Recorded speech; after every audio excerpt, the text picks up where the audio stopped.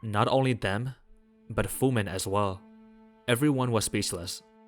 Kanehira once again goes on some cryptic rant about balance, this time emphasizing that no one is irreplaceable. Kurosu Towa is understandably outraged and immediately jumps at Kanehira, but he is quickly subdued by the Russians. Shishidou, on the other hand, remains silent, but he is visibly shaken up by how things turn out. Kanehira continues to mock Shishidou, as well as Kurosu Towa, saying that Fumin was the last to be beheaded among the three, so she must have been under immense levels of stress and despair, because she was slowly anticipating her impending death. This guy is sick. He says all of this while stacking their heads on top of each other, literally. And Kanehira blames Ariga for all of this, which I guess in a way is valid. Afterwards, in rather surprising fashion, he says that Ariga's penalties are now completely lifted, because Fumin and the others have taken responsibility in his stead. He suggests that Ariga resume his position as part of finance to get the 20 million back for Kanbouren. The alternative being that Ariga repay the money immediately, which should he fail, there will be different new penalties waiting for him. Shishidou finally comments on the situation, saying that it is entirely up to Ariga whether he rejoins or not. And much to his disappointment, Ariga decides to go back. Psych, no. He finally manned up and pretty much told Kanehira to just F off. Shishidou can be seen sneakily reaching into the back of his head as if to pull something out. And when the Russians try to execute both of them on the spot, we find out what it is. He hid a grenade in the back of his hair. The back and forth mind games and this chess match of outsmarting each other, like that's what makes Bouncer so much fun. Shishidou demands that Ariga be freed immediately, or else he would simply blow the entire building up, even if it means putting himself at risk. That's when all of a sudden, Torai Seijuro would show up. If you read Bouncer yourself, you would know how strong Torai is, and to be honest, I'm actually not a fan of Torai being in this scene. It kinda kills the tension for me, but it is important for later context. And in the grand scheme of things, it really doesn't matter anyways, because Shishidou just asked Torai not to interfere, and that was the end of that. Despite Shishidou's pretty serious threats, Kanehira would not fold. Ariga, being the kind of person he is completely shaken by how things have escalated, and Kanehira can't help but notice that his enemies really aren't on the same page. And besides that, Shishidou's plan is still more than flawed, because this brazen stun would also put Ariga in danger, no matter what route Shishidou takes. It just screams desperation. And so the tide is once again back in Kanehira's favor, who provokes Shishidou, saying he would never have the courage to actually cross the line and catch a body. That's when out of nowhere, one of the Russian guards chimes in, and he actually vouches for Shishidou, saying he sees something real in his eyes. The Russian is an experienced war veteran, and he seems to believe that someone like Shishidou would actually stand on business and die behind his words. Shishidou then jumps to a pretty bold conclusion, saying that if only Kanehira died, everything would be resolved, which is true. And once again, another round of mind games begin when Shishidou tries to get the Russians to turn on Kanehira. And for what is worth, Kanehira did say anyone can be replaced, and he did try to replace the Russian guards, so they can't fully dismiss what Shishidou is saying. However, Kanehira remains unfazed as ever, declaring that if they touch him, their families would have to pay the price because of his connections with their boss. That's when Towa interferes and says that he can take care of it, and see to it that the Russians won't face any repercussions. Things start to become more and more intense. Kanehira's arrogant claims about nobody being irreplaceable now seemingly bites him in the foot, and yet he continues to poke at Shishidou, saying he ain't really like that.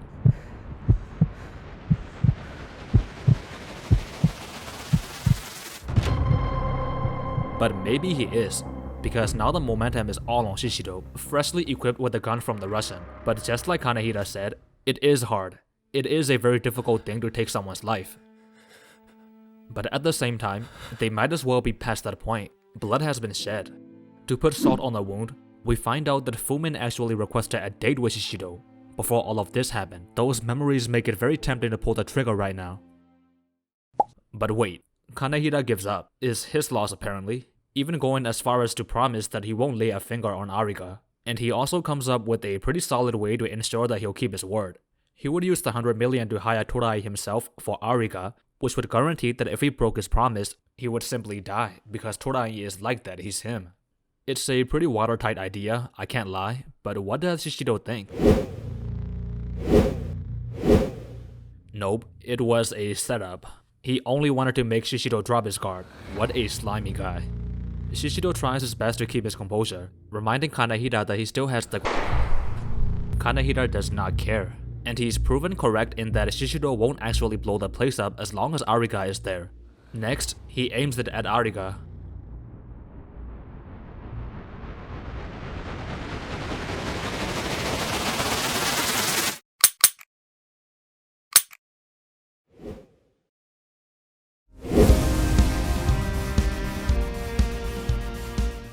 Not yet.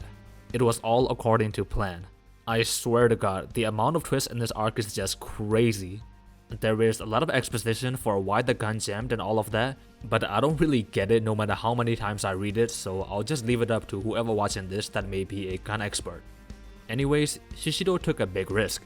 Because there is no guarantee that Kanehira would shoot him first, he very well could have just shot Ariga, but that's exactly why this moment is brilliant.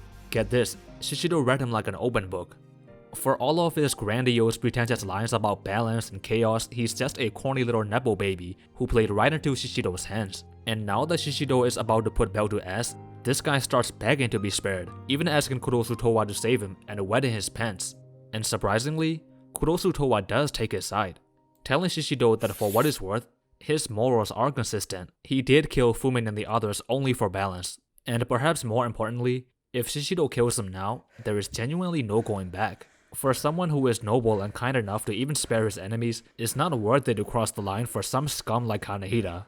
Towa even promises that Kanehira won't try anything funny under his supervision. It's a bit anticlimactic, but realistically, he's right. And with that promise, everything is pretty much taken care of. Shishidou won't have to carry the burden of being a murderer, and Ariga is free. So for all parties' sake, they wrapped up the situation without any more casualties.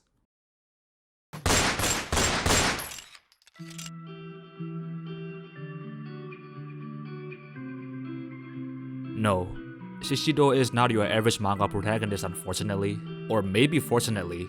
He's headed with this guy, and nothing is going to change his mind. It's insane. Like, this moment solidified Bouncer for me as an all-timer. To see a protagonist actually go the distance instead of doing the revenge will consume me thing, it's great. He just straight up upped the blicky on the pretentious philosophical villain. Like, where else can you see something like that? It's a subversion of expectations done in the best way possible. And Shishidou's choice was pretty much proven to be the right decision because Kanehira was hiding a blade. But regardless, this is gonna have some serious consequences, as you can see in my original video. They wrapped up the situation off screen, and the next time we see Shishidou, we see him sat atop a cliff, most likely reflecting on his actions. His gunshot wound was also quite severe, but that's nothing if you think about the mental torture he is going through. I mean, he just caught his first body. Kurosu Towa took over as the new head of Kanbouren in lieu of Kanehira, and he now has kind of a vendetta against Shishidou, because he prioritized his duties and the future of Kanbouren over his personal feelings, just for Shishidou to come in and ruin that. The rematch is going to be lit. But back to Shishidou. He's throwing up, having nightmares, and I love this because it's such a scary look into the mind of someone who knows he'll never be the same again. Nothing gets undersold in Bouncer. I don't need works of fiction to be realistic in terms of like physics and whatnot, but I do need them to be realistic in that my immersion is not broken. Like, I hate it when aliens take over a city or something, and people are only like, damn, that's pretty bad I guess, and then they just move on as soon as the relevant antagonist is defeated. It just completely breaks my suspension of disbelief. That never happens with Bouncer. You always feel the severity of the situation through their expressions, their dialogue, the art. It's like you're right there with them. But back to our story. Torai imparts some wisdom onto Shishidou, mostly just drilling into him that there is essentially no excuse for what he did. It's not self-defense. It's not some extreme personal hatred for Kanehira either. The only reasoning is that he wanted to protect Ariga, and because he knew Kanehira would never stop. And to ensure Ariga's safety, Shishidou played judge, jury, and executioner. And he has to accept and live with that fact. There is no redemption. This is his personal living hell. But he shouldn't worry, because Torai is right there with him. This arc was amazing. From the back and forth mind games to the character development for both Shishidou and Ariga, and also the future storylines that it set up. It's consequential. Things actually lead to things. Mizuta Makoto is simply just a master of his craft. The way he builds tension, the back and forth between the characters that highlight their intelligence, the explosive climaxes, the action. Very few authors get all of that right down to a T. I had to use a lot of English translation panels for narration's sake, but Bouncer has an official Korean release on multiple platforms, and I try my best to purchase it everywhere I could. I implore you to please do the same and support the manga officially if you could, whether it be buying the Japanese volumes or if it's available in your language.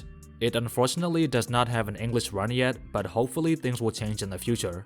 A lot of you guys in the original video also seem to be quite bothered by the slow updates. A new volume is coming in March and no Bouncer is not cancelled or anything like that. It just updates very infrequently. Welcome to being a fan of Mizuta Makoto. If you have any questions about the series, feel free to join the Out and Bouncer subreddit. The people there will help you with it. Thanks everyone for watching. So far it's been Edward Takeshi. Please like and subscribe if you enjoyed so I can keep making more of these videos. And peace.